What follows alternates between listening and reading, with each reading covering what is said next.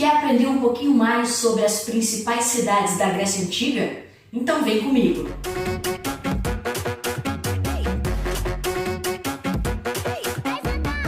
Os gregos, também conhecidos como helenos, nunca formaram um império unificado como os romanos, por exemplo.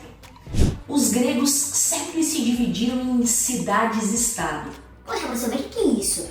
Significa que cada cidade tinha seu próprio governante, sua própria forma de organização. Professor, então por que esses caras eram chamados de gregos se eles eram diferentes? Eles eram politicamente e economicamente diferentes, mas tinham características em comum.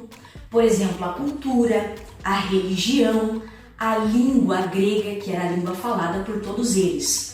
Por isso, esse conjunto de cidades-estado era chamado de Grécia. As duas principais cidades gregas, sem sombra de dúvida, foram Atenas e Esparta. Vale dizer que essas duas cidades, além de serem as cidades mais esplendorosas e mais conhecidas da Grécia, também serviram de modelo para outras cidades gregas. A gente começa falando um pouquinho sobre Esparta. Os espartanos são descendentes dos dórios. Os dórios eram um povo extremamente guerreiro, tanto que quando você pensa nos espartanos, você pensa num povo militarizado. Move out! Oh, no, not I. I will survive. Always long. Os homens de Esparta eram educados para a guerra. Veja, para os espartanos, esse era o principal aspecto da cidade. Vale lembrar que esse treinamento militar geralmente era aplicado somente aos membros da elite, que eram os chamados esparcíatas. Ô, Leandros, coisa minha aqui, deixa eu perguntar um negócio pra você. Essa guerra aí é contra quantos, hein?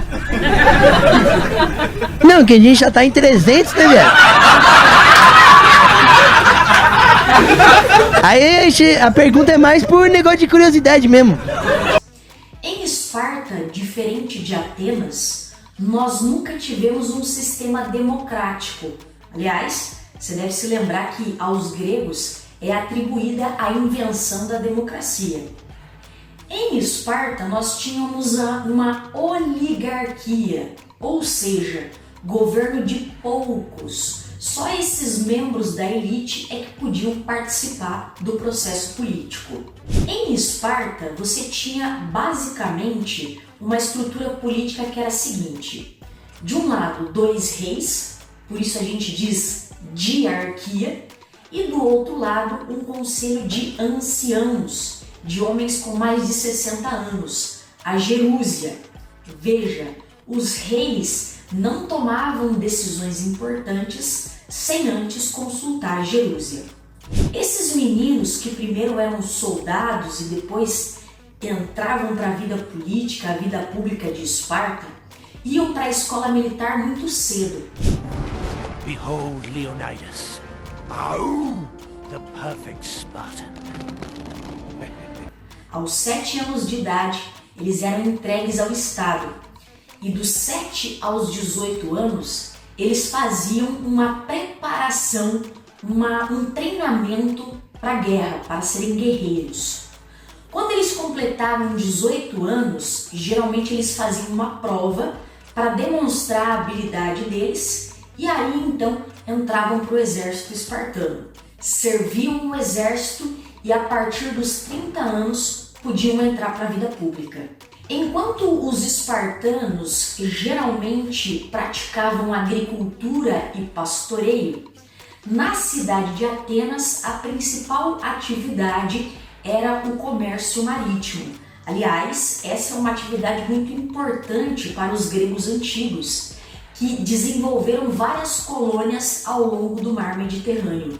Assim como acontecia na cidade de Esparta, em Atenas nós tínhamos uma oligarquia, um governo de poucos, do qual participavam somente a elite, os bem-nascidos, os chamados eupátridas. Mas em Atenas a gente vai ter uma série de movimentações sociais, a população vai protestar.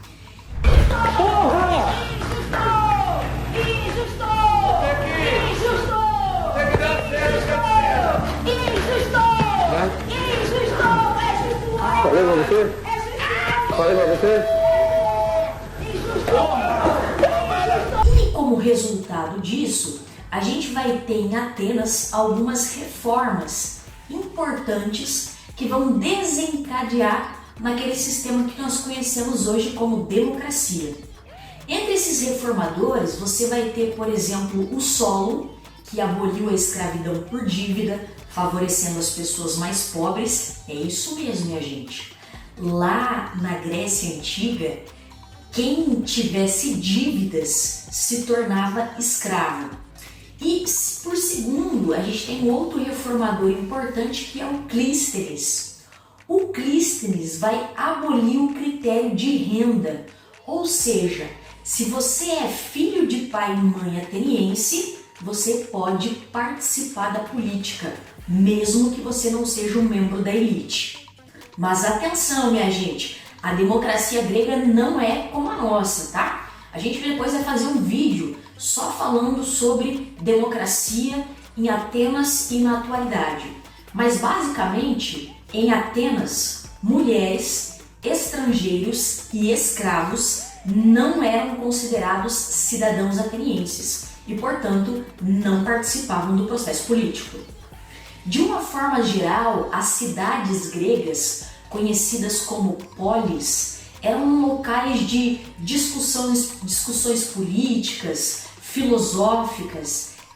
Essa característica é comumente atribuída aos gregos. O futuro é a cada segundo, mano. Como assim? Como é? assim? O que Aí, é o agora futuro? é um futuro. O que é o futuro? O que nós tava falando no isso que segundo você falou aí é o era passado. Não, isso aí é o Isso passado. é presente. Agora é o passado ou o Não, futuro? Só para a gente finalizar, vale lembrar que em muitos momentos essas cidades, apesar de serem todas gregas, eram rivais. Por exemplo, durante o período clássico, nós tivemos uma guerra, uma disputa entre as cidades gregas, principalmente entre Atenas e Esparta, que eram grandes rivais, a Guerra do Peloponeso. Então, apesar de serem conhecidos como gregos, essas cidades, então, eram cidades muitas vezes distintas, diferentes e que até certo ponto rivalizavam entre si. Bom, espero que você tenha gostado da aula de hoje. Se você gostou, curte e comenta. Um beijo e até a próxima! Todo dia é uma nova lição. A professora te traz a informação. Com seu jeito único de ensinar, a história vem ganhando.